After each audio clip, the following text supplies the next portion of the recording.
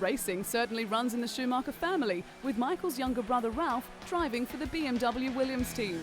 Debuting with Jordan, Ralph found his time there frustrating, and it wasn't long before he was looking for another drive. So in 1999, he made the move to Williams and made a name for himself in the world of Formula One. The name Schumacher certainly attracts plenty of attention, on and off the racing track. When Ralph married his wife Cora, the Formula One driver made an impressive entrance by flying to the church in a helicopter. With fans lining the street outside the church in Austria, Ralph and his bride emerged from the church to the waiting crowd. The year before, the couple had married in a low-key civil ceremony without family and friends. But this time, big brother Michael was asked to be the best man, and he was happy to oblige. After the event, Michael slipped out the back entrance while Ralph and his wife posed for pictures before leaving for Cologne. The world of Formula One is big business, with many promotional days planned for racing enthusiasts. When Ralph was in Russia, he found the time to support the Formula One Driving Day, which was set up to promote safer driving in Moscow. Road fatalities are commonplace in the Russian capital, and it seemed appropriate to see a Formula One driver at the wheel whilst navigating the dangerous roads. Ralph was only too happy to pass on his wisdom, but had to swap his racing car for a more modest mode of transport before signing a few autographs for the F1 fans. Formula One racing is an extremely dangerous sport, and the Williams team has experienced plenty of tragedy in their history. But with Ralph at the wheel, he has brought a new lease of life, bringing his determination and sheer skill to the famed racing team. It is a combination that has won the admiration of Formula One fans around the world.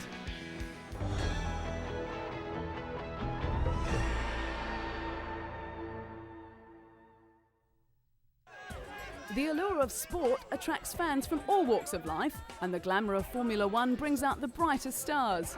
Rubbing shoulders with famous actors like compatriot Sean Connery is all in a day's work for Scottish driver David Coulthard, the #1 driver for the McLaren Mercedes. Not shy of the limelight, David's image has been featured on a billboard 4 stories high for Tag Heuer in New York. The Swiss watchmaker is the official timekeeper of Formula One and a corporate partner of the McLaren Mercedes Formula One team. The 4-story billboard was Tag Heuer's largest in the world and was part of a new ad campaign. Coming from a well-to-do Scottish family, David was surrounded by racing from an early age. He was karting from the age of 8 and was a multiple Scottish champion before he moved into Formula Ford, then Formula 3 in 1991.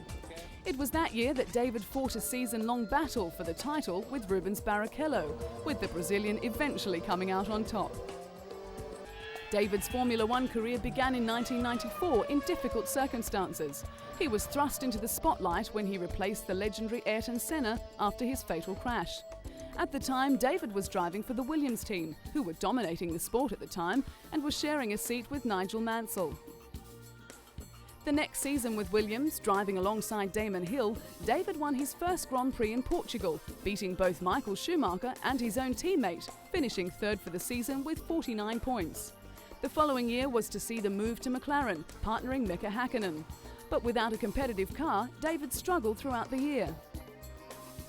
The highlight of that year was a second placing in the famous Monte Carlo Grand Prix, where only 3 cars finished the race. As the McLaren team became more competitive, so did David, and in Melbourne in 1997, he broke the drought by putting McLaren back on the winning track. Winning again in Monza, he finished equal 3rd with John Alexi in the Drivers' Championships. Over the course of the next few years, David had his share of ups and downs, with pit confusion, accidents, and the occasional mechanical problem, but it didn't slow him down too much. A serious plane crash in 2000 seemed to give the Scot a new perspective on life, but despite a very strong challenge for championship glory, he finished 3rd in the standings. Despite his gallant efforts, David has been plagued with team reliability problems. And with the emergence of a very dominant Michael Schumacher in the Ferrari team, the task of reaching the top keeps getting harder and harder. But when he's racing head-to-head with the best drivers in the world, David's never-give-up attitude will always come to the fore.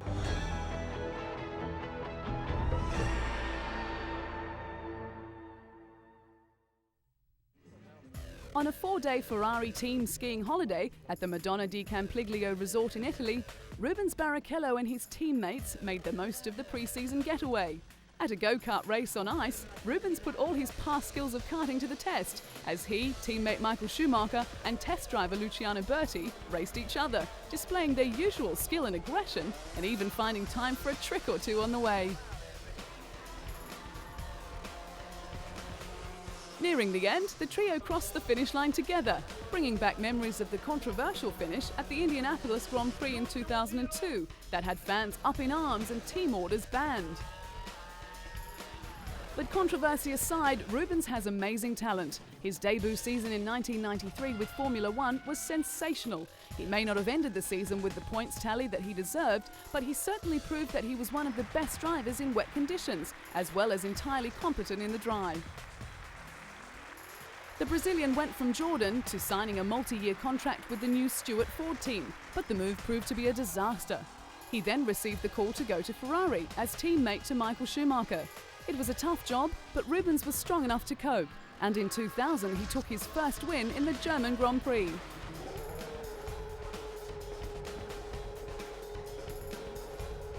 Before arriving at Ferrari though, Rubens had put in many hard years.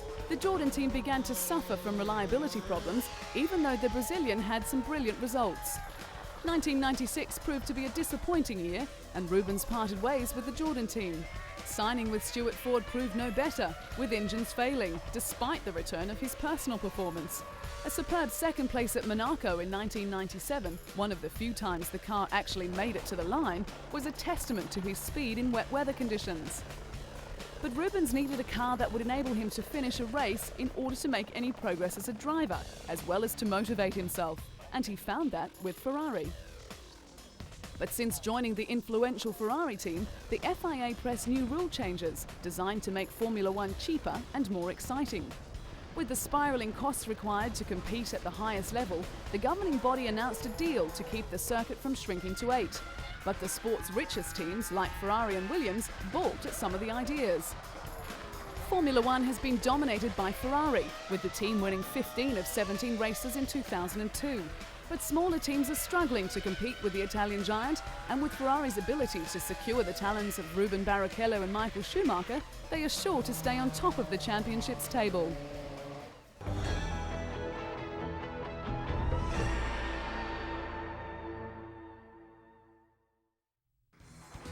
Two-time Formula One champion Mika Häkkinen retired in 2002, ending a career that spanned for more than a decade. Mika, the elder flying Finn, who had 20 Grand Prix wins in his 11-year and 161 race career, decided to quit at the 2001 Monaco Grand Prix, but was persuaded by team principal Ron Dennis to take some time to think it over. But the sabbatical failed to change his mind, and when the Finn visited the Monaco Grand Prix, it only strengthened his original decision. Mika and his former racing partner David Coulthard spent 6 seasons together in the longest Formula One partnership to date, and the Scot was sorry to see his friend go. But as sad as it was to leave the sport he loved, a relaxed Mika now spends his time between Monaco and Finland, enjoying his young son Huber and wife. With the hope of more children in the future, Mika has found a lifestyle worth enjoying. Retirement meant that the 2001 Indianapolis Grand Prix will go down in history as the Finn's last victory, as well as one of his most satisfying. The decision was more about, the time I want to spend with the family, to see the Hugo growing, spend time with my wife, and I simply also didn't want to hurt myself. I've been so much through in my career in Formula One, particularly in '95, so I did achieve so much. I thought it's not worth it anymore to push your luck further. Throughout his time at McLaren, he made a lifelong friend in team boss Ron Dennis. Ron stood by him after a near-fatal crash at the 1995 Australian Grand Prix in Adelaide, when the Finn speared into a wall at high speed in practice. Mika suffered head injuries and nearly suffocated until quick surgery by trackside doctors cleared his airways. But once racing is in the blood, it is hard to get it out of the system. And with 2 Formula One World Championships already under his belt, the retired 34-year-old decided to test himself on 4-wheeled racing of a different kind. The opportunity to race in his home rally just held too much appeal. Mika completed 3 days of practice on the frozen Kemijoki River in the north of Finland for his guest appearance as a Mitsubishi driver in the Arctic Rally. He admitted that he was enjoying the format immensely, but was also acutely aware of the difference between the driving styles and the pressures involved. He realised that having a world championship in one discipline did not mean a prospective championship in the other. But the talented driver always wanted to try rally driving, and when the opportunity came up at the right time, Mika was willing to give it a go. And if all went well, then he would consider taking part in further rallies. For a rookie, he had plenty of talent and pedigree on his side, with more Finns having won the World Rally Championship than anyone else since the series began in the late 1980s. And when it comes to pedigree, Mika tops the list. His first win in Formula One opened a floodgate, and he took 8 victories in 1998 to beat Ferrari's Michael Schumacher to the championship by 14 points. He repeated the feat in 1999, beating Ferrari's Eddie Irvine to the title by 2 points after Michael Schumacher broke his leg at Silverstone. But the German was determined to get back into racing against Mika, rating him as his most competitive opponent on the circuit. The back-to-back World Championships powered the Finn into the select band of the world's greatest drivers. He joined 6 other luminaries who have achieved this feat, including Alberto Ascari, Juan Manuel Fangio, Jack Brabham, Alain Prost, Ayrton Senna and Michael Schumacher. In his final season, the Finn's thoughts were clearly elsewhere, and he finished 5th overall, despite wins at Indianapolis and Silverstone.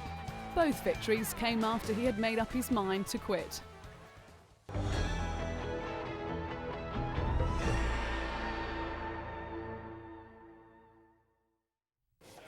Juan Pablo Montoya made an impressive debut into Formula One, fully justifying the faith shown in him by Frank Williams. Even though he was frustrated from having to retire from 11 of the 17 races, 2 of which he could have won, the talent that impressed the Williams team in the beginning shone through. Juan Pablo Montoya. It was his raw talent that earned him the Laureus Sports Award and thrust him into the spotlight. He continued to impress in his debut season, earning his first win in Monza. Despite all the setbacks, Juan managed to accumulate an impressive 31 points, finishing 6th overall in his first season. Life off the track for Juan was just as successful as his racing career, with the Williams driver marrying Connie Freidel in a private ceremony in Colombia. The couple were accompanied by 300 family and friends when they wed in the temple of Santo Toribio de Cartagena. With Colombia suffering from constant violence, the area was surrounded by security agents and hovering police helicopters. Returning to his home country, the Formula One driver was inundated with well-wishers, including a call from Colombian President Alvaro Uribe. When Juan had the opportunity to trade places with NASCAR champion Jeff Gordon, he grabbed it wholeheartedly. Jeff drove the BMW Williams, and Juan turned laps in the NASCAR Winston Cup car at the Indianapolis Motor Speedway's infield road course. This was the first time the 2 racing stars had driven their respective cars, and it was an event they fully enjoyed. In the event named Trading Paint, Jeff, a 4 times NASCAR champion, and Juan, fresh off a Formula One victory at Monaco, burned up the circuit. Even though the racing was competitive, the day was a break from the grind of Formula One. After the ride, Juan joked that he thought there was not enough braking power in the stock car and that he needed a parachute to stop. It wasn't long before it was back to the serious business with Williams, and with the dominance of Ferrari and Michael Schumacher, the Williams team was looking for a boost. Founded by Frank Williams in the late 1960s, a lack of financial support made success difficult to achieve. The team's first win came at Silverstone in 1979, followed by a Drivers' Championship for Alan Jones and a Constructors' title in 1980.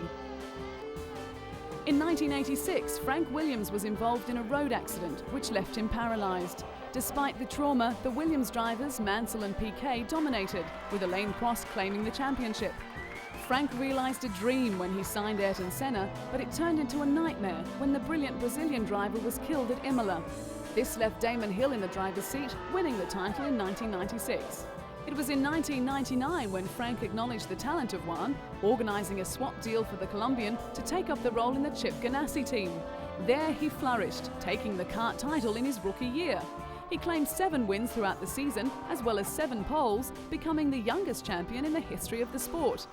Although Frank Williams wanted one back for the 2000 season, he remained with the kart series. He also went on to win the Indianapolis 500 on his very first attempt. Returning to Williams in 2001 to partner Ralf Schumacher, Juan saw his first Formula One victory. He secured several podium finishes and 3 pole positions in his debut season.